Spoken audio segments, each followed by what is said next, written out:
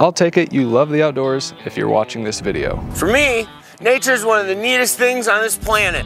Whether you're preserving your roof or restoring it like we did, I want to show you two easy products that are going to help make it a breeze. This Sunline Solaris came from Ohio, and it had some water damage that ended up being a lot worse than we expected. This had two holes back in the corners that let water in over years, and it just absolutely destroyed the wood back there.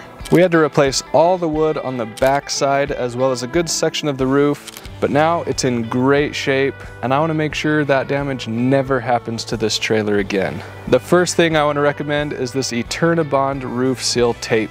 It comes in different sizes, but we got the 4-inch pack. This stuff was really easy to use. I just peeled a foot or so away at a time as I laid it down and kept moving down the line. It's soft, malleable while you apply it, so it can form around all those seams and little nooks that might otherwise get missed. It's also extremely sticky, so make sure to take your time and get it in the right place. We also cut little pieces and stuck them as kind of patch jobs around the roof where it needed. Next up, and the main thing we're focusing on today, is the Henry Tropi-Cool roof sealant. This is what's going to cover the whole rest of the roof. This is not sponsored, and I happily paid full price for this sealant. And there were several things that I really liked about it.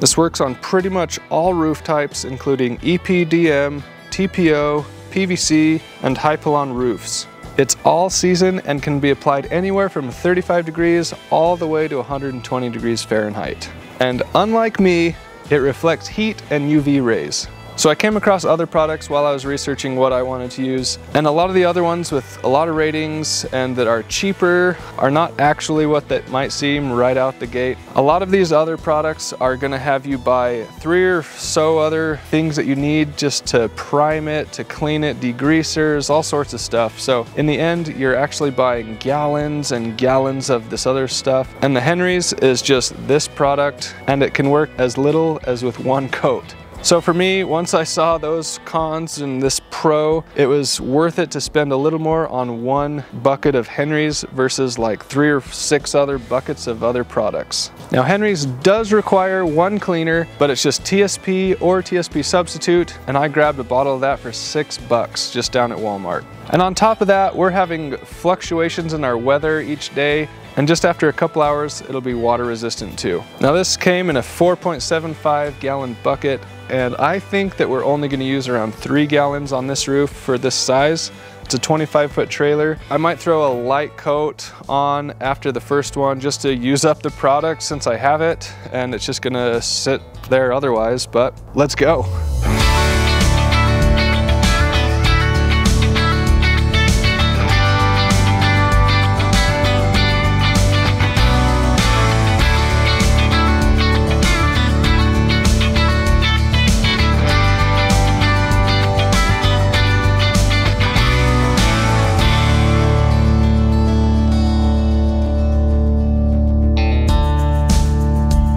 Just finished up sweeping and spraying the roof, and just make sure that you step on the studs up there. I misstepped once and kind of stretched the stuff out, so just be careful up there on the roof, especially when it's wet.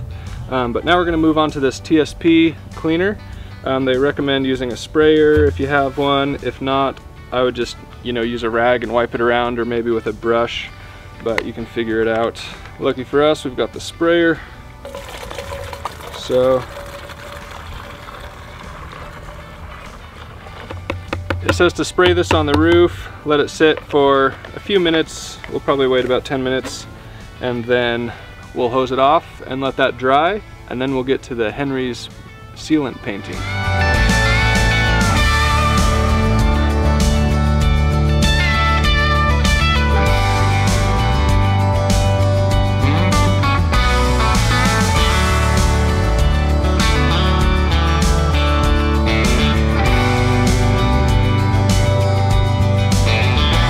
Alright, that's all rinsed off, so we're going to let this sit for a couple hours in the sun. I noticed a couple spots of pooling water as I was doing this, so we'll make sure it gets all dry before we seal it, and we'll see you back up here then. Alright, it's been a couple hours, so I got my paint supplies ready, and we're going to get started with the exciting part. And the instructions on here say to paint like one direction north to south, for your first coat in the case that you need another coat, which for us I think we're only going to use about 3 gallons of this, so I plan to just use the other 1.5 gallons going perpendicular afterwards. So I'll do kind of a north-south, and then with whatever's left I'll probably just throw it on kind of an east to west type thing. So here we go. Double double, toil and trouble.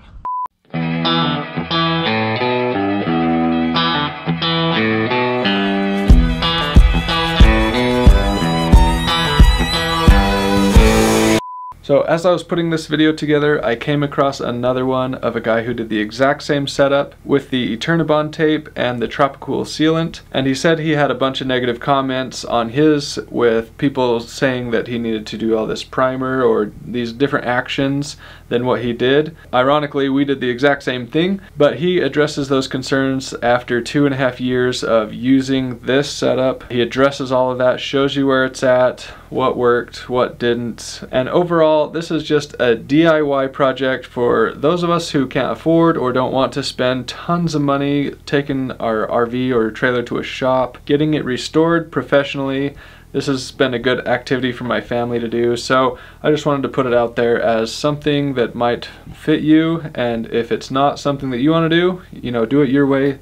That's totally up to you. And I'll link that other video down below so you can check it out too. But with that, let's get back to it.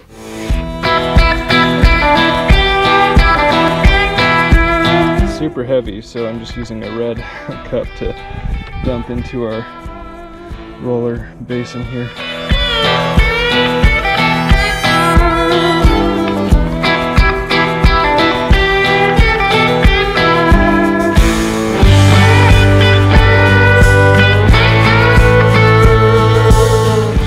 I think that's a successful project.